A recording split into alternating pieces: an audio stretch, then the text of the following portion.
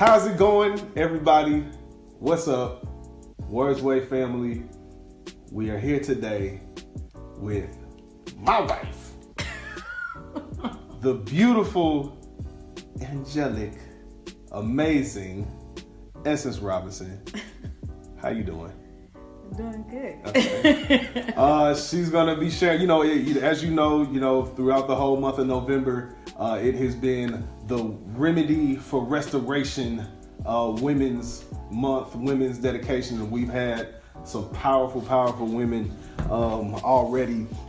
The first 2 weeks with Pastor Penny, with Jamisha, and now week 3 belongs to you. Ooh, yeah. So Essence is an amazing person. She has an amazing spirit, definitely an anointed spirit behind her. And it's been a privilege to be your husband all this time. So it's my honor to kind of sit here with you and talk about whatever you want to tell the people and share with your testimony. Yeah. So I guess we can just jump right into it without any further ado. Tell us your story. My story, that's a loaded question, or a loaded statement, because it is definitely something that, is a lot, that I've experienced, but we're just talking to God and deciding what exactly He wanted me to share, what part of me. And someone today asked me, my friend today actually asked me, was at what moment of your life did you have to leave it to God and trust Him completely, and you have no idea what the outcome would be? And I'm like, well, that's every day. Like every day I gotta leave it to God and trust Him for the outcome. But if I could vividly remember just one circumstance where I literally didn't know what the outcome would be, it would definitely be a diagnosis that I had. What year was that? 2018? That was 2018 or no, that was 17. That was 17. That I found out? No, it was 18. Yeah, 18. It was 18.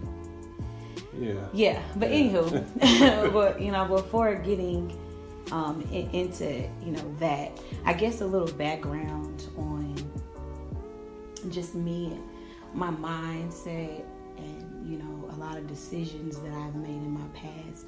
I can relate to Penny and Jamisha in many ways.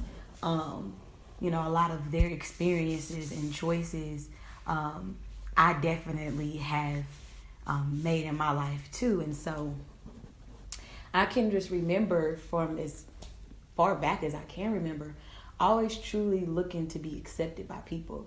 I always felt like, I don't know, people didn't like me, or I always felt judged or misunderstood. And from being bullied for a certain stint of my life, and looking for, I guess, that void essentially to be filled. And, surrounding myself with people who weren't really conducive to my growth, and, making decisions of impurity throughout my life. And so, that caused me to be impure throughout my life. And I guess I can start off really by, I grew up in church.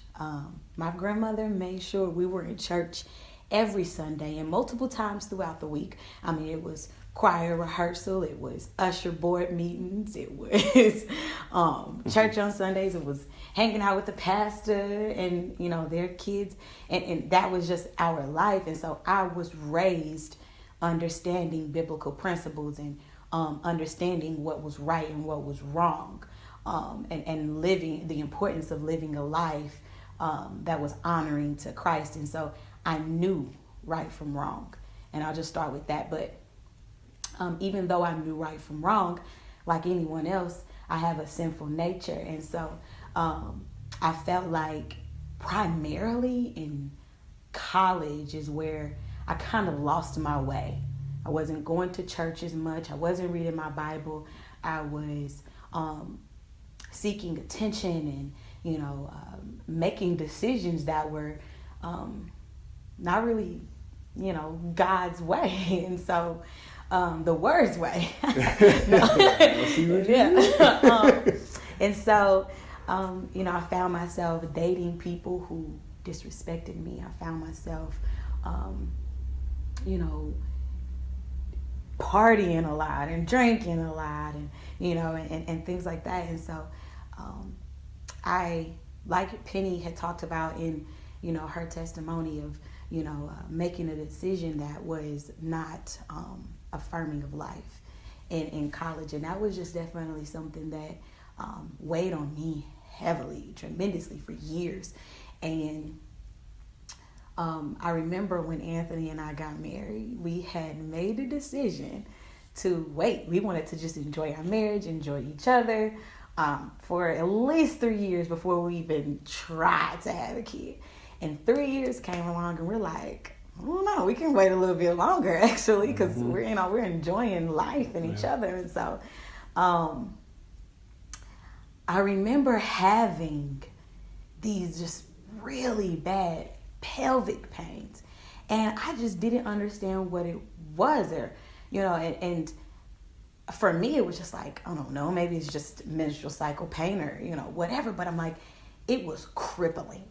Like, I couldn't even stand at moments. And so I believe that God has a reason of putting people in your life. And so, as you all know, Anthony, well, if you don't know, Anthony is a photographer, and he was doing business with one of his clients, and she was telling Anthony, her journey of, the things that she experienced and her diagnosis. And Anthony's like, babe, you need to talk to her. She sounds just like a lot of the things that you're dealing with. And so I'm like, okay, I'll reach out to her. And she told me that she had endometriosis. And I'm like... Now, wait, for those who don't, what is endometriosis? Because I feel like that's a good place to kind of go in on, because I feel like a lot of people, especially men, don't know what endometriosis is. Yeah.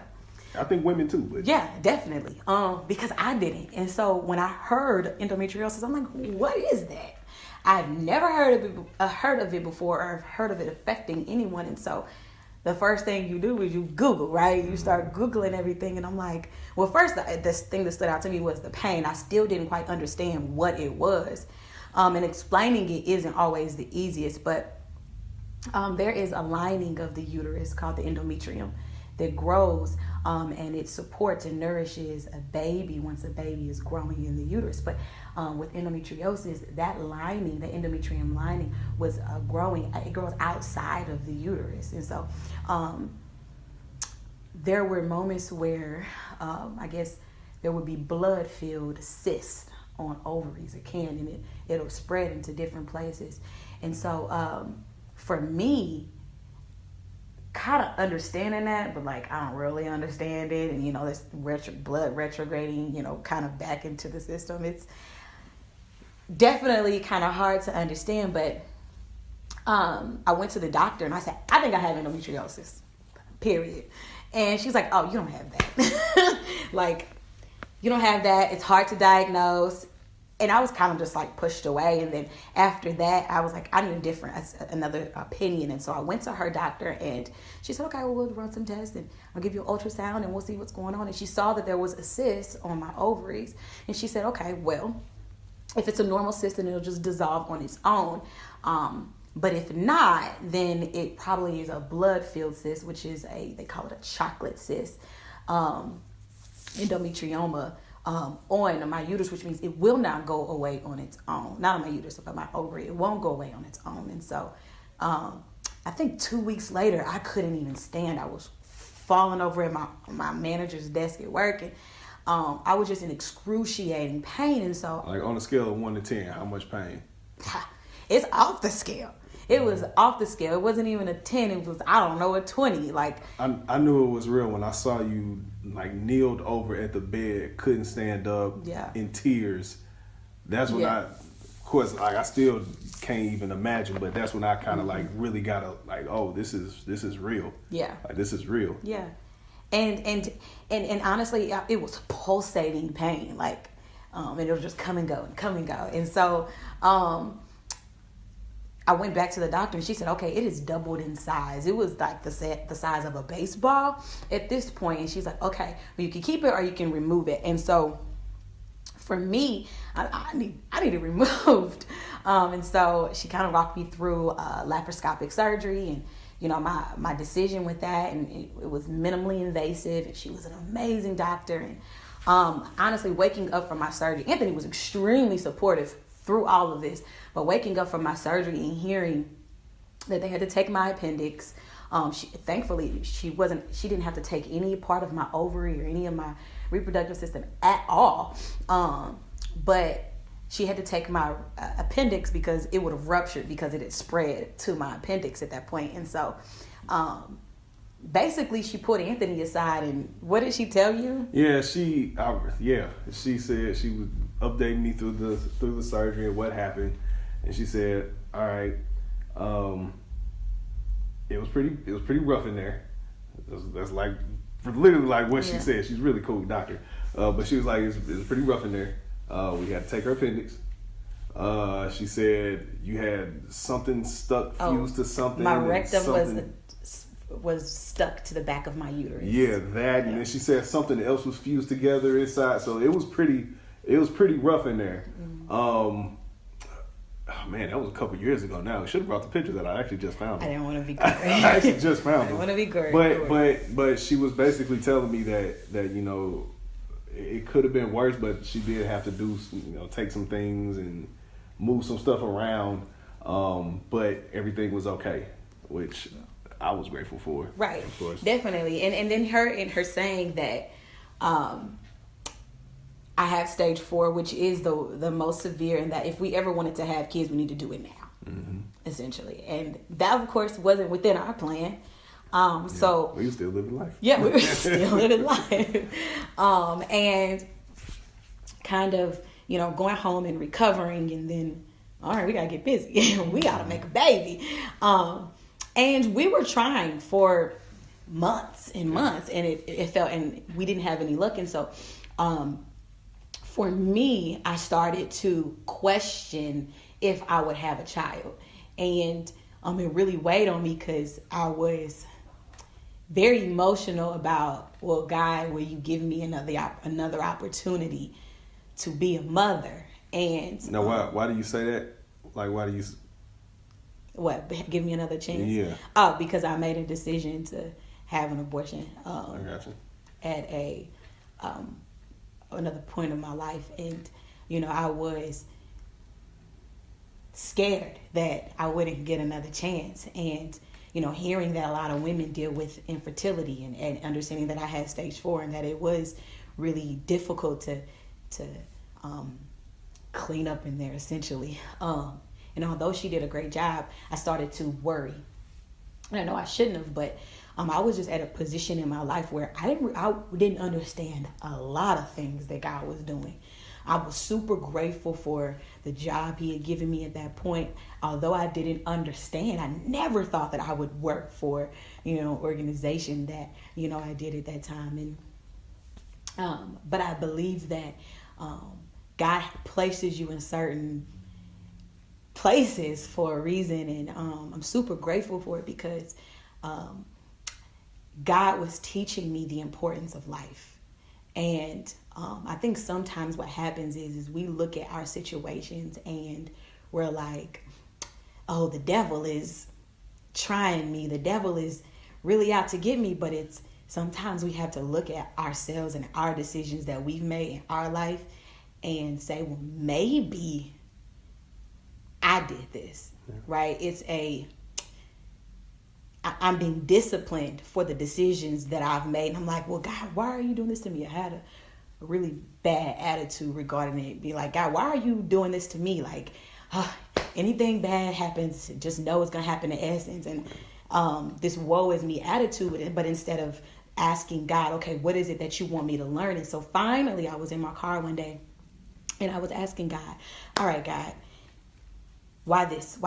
What are you trying to teach me? And honestly, it was just this overwhelming understanding and peace that I came home, and I remember telling Anthony, and it was funny because I said,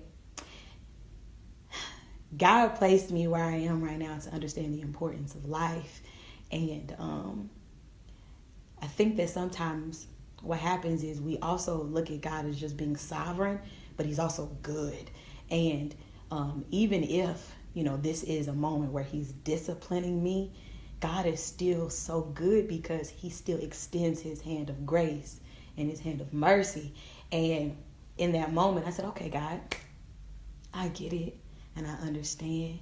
And I thought I understood, prior, but I get it and I understand. And I know that, the decisions that I make seeking approval from everyone else and conforming and adapting to, just everyone else and trying to please everyone but God, I found myself in positions that weren't pleasing to him. And so when I looked at, my diagnosis and now I may not be able to give birth to a child, that was scary for me because I wanted that for him. He wanted a family too. And so acknowledging God, and I just made a vow to God that day. I said, Lord, if you give me a child, I will make sure I give him back to you. I will make sure that my child knows you, that he loves you, that he lives a life according to your will and your purpose, Lord God. And I remember literally 6 weeks later, I was pregnant. And I wholeheartedly believe that moment, that conversation that I had with God, was everything. Because, you got to acknowledge your role in things sometimes. Sometimes where we are, we're paying restitution for our crimes that we committed. Yeah. And not saying that, endometriosis is God punishing me. I'm not saying that. But it was changing my outlook on it and acknowledging my own fault in my life, and acknowledging how good God is through it. And so, yes, I still have endometriosis, but one thing that instead of saying, okay, woe is me, changing it to his will is perfect and his will is good and I accept it. And if that is endometriosis included, then absolutely, I accept it. Whatever he deems necessary for his will. And so, yes, I still deal with complications of endometriosis, but I have a beautiful son. We have an amazing family, and we're doing everything in our power to ensure that he grows up to be a man who loves and honors God. And so, I'm blessed. And every day I'm blessed to be living and to be breathing. And that's it. I appreciate you for just being vulnerable again, like I was saying before, being vulnerable enough and transparent enough to share your story, share your testimony, because God works through that. He works heavily through that. People's lives are changed, and someone. What you about to say? No, definitely.